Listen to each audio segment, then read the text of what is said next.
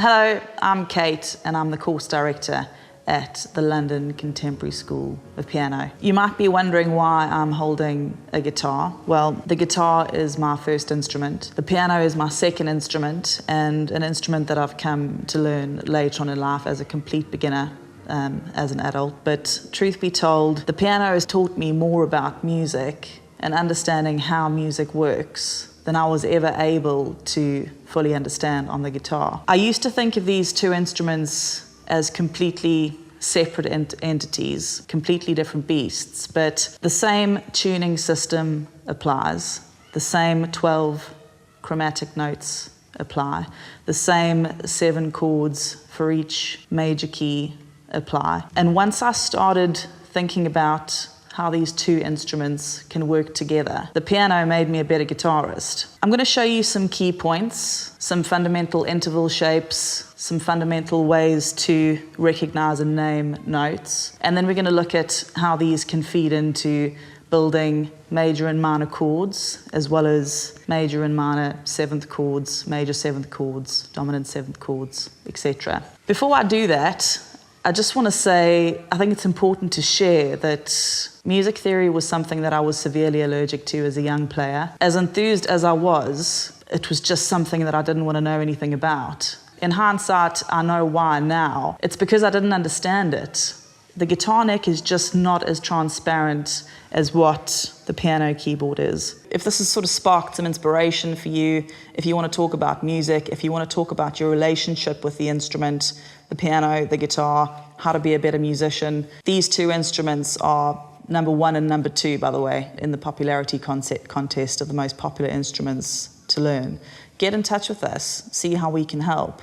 You can visit our website on www.contemporaryschoolofpiano.com. So let's start off with some important visuals on the piano, and then I'm going to show you how we can translate that to the guitar neck. So let's look at how these notes can clearly be seen to repeat themselves over the course of the whole keyboard. You've got 7 white notes. Everyone learns their middle C as a first go-to point in a piano. You'll recognize then that you can find all of your other C's on the piano pretty clearly. C to C, D to D, E to E. Likewise with the black notes, and you'll see that there are 5 black notes and they repeat themselves the whole way across the keyboard. So C sharp to C sharp, E flat or D sharp to E flat or D sharp, D sharp or E flat. So we can call that your octave, okay? So that's quite an important interval to be able to recognize, and you can do so pretty easily at the piano. From a visual perspective, very clear. What about your next interval, important one to recognize, is your 5th? C and G, D and A, E and B. Next one I'm going to call to is your 3rd, C and E, D and G, E and A. Why are those important? Well, your 1, which is also your 8, and your 3rd and your 5th are ultimately what we build our major and minor chords on. If you want to go into this in a bit more detail, I would recommend searching on our YouTube channel. You can go into the search bar, use the search function and search scales. We go into a lot of detail on how to build major and minor scales on our channel. But just for a quick reference, C major, D minor, E minor, F major, and the way that we can change major to minor is by lowering or sharpening the 3rd. How do we translate that to the guitar? So purely from a chromatic note perspective, if we look at all of our notes chromatically,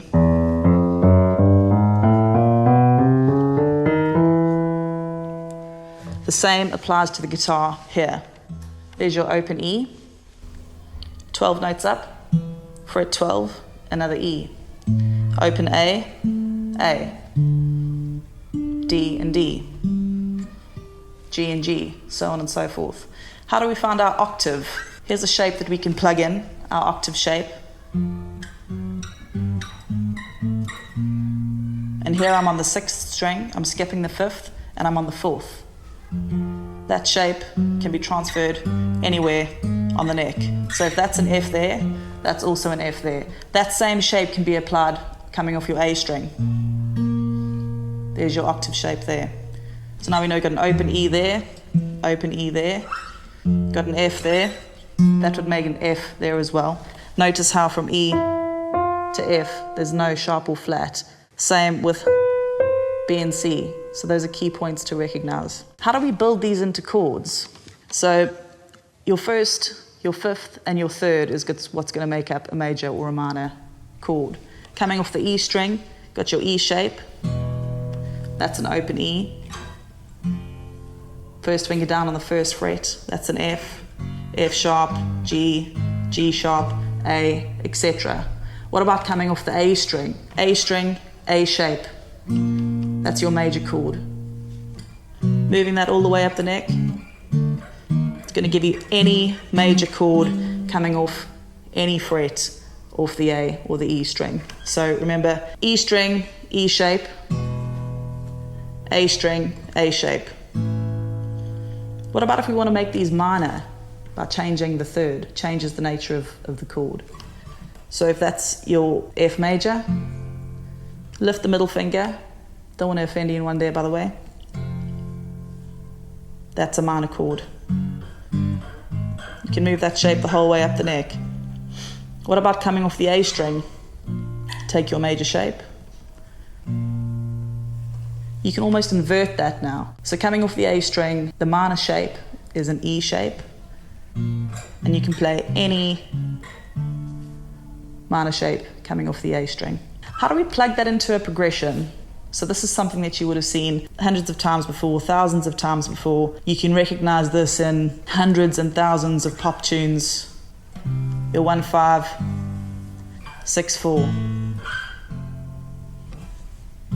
Sometimes I feel like I don't have a partner.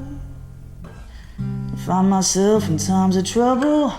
Mother Mary comes to me. And you can change keys on the guitar neck just by shifting up. Now we're in D major. That's your 1. 1 up is always going to be your 5. You're going a whole tone up now to get your 6, minor, and then your 4 chord. How do we translate that to the piano? C major.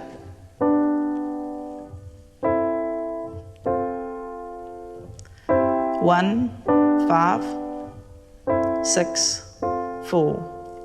I don't want to get into this in too much detail because we do have other materials available that go into inversions in a lot more detail, but I will just quickly show you that if you move the shape up,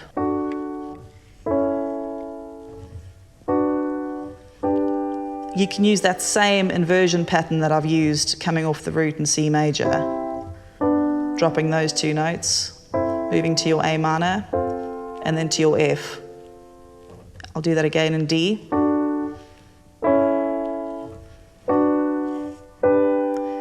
And that'll apply to all 12 keys. You can use that exact same shape. What about looking at 7th chords? 7th chords are always seen as for the jazzers, too jazzy. So most people just sort of end up playing open chords, bar chords. But actually accessing your 7th chords on the piano is not as difficult as what it might feel like or seem like. So if we're going to go back to map the octave, C to C, D to D, E to E, etc., your major 7th, 1 semitone down, dominant 7th, whole tone down,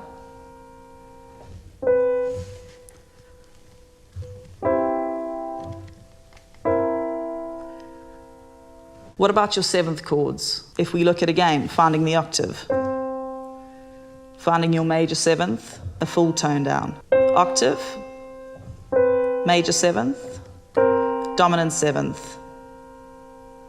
On the guitar neck, major 7th, dominant 7th, major 7th, minor 7th. Those shapes can be applied anywhere on the neck. Looking at your A7, A major 7, A minor 7. What about in the context of C, C major 7? You'll see your 7th note. I'm getting that here now. If I want the C7, just lift the middle finger. You can start to explore all your major 7th shapes, all of your dominant 7th shapes, all your minor 7th shapes, just from getting an idea of how we can start with mapping the octave, mapping the 5th, mapping the 3rd, introducing that 7th note, and then translating that to the piano. And if you want to take that simple progression, how do we make that a bit more jazzy? C major 7, G7, A major 7, F major 7. Starting to sound a bit jazzy there. You're at the jazz club. So I hope that's been useful for you today. If this has sort of sparked some inspiration for you, if you want to talk about music, if you want to talk about your relationship with the instrument, the piano, the guitar, how to be a better musician, these two instruments are number 1 and number 2, by the way, in the popularity contest of the most popular instruments to learn. Get in touch with us, see how we can help.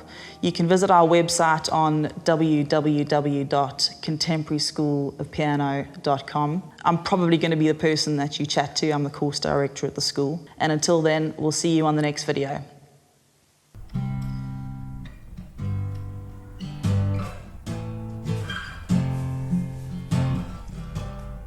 Never mind, I'll find someone like you. Don't stop believing. Hold on to this feeling, people. In the night, find myself in times of trouble. Mother Mary comes to me, speaking words of wisdom, let it be. If I could, then I would. I'll go wherever you will go, with or without you, with or without you. Oh. When I find myself in times of trouble, oh yeah, Mother Mary, she comes to me. I'm your biggest fan, I'll follow you till you love me. Papa, paparazzi.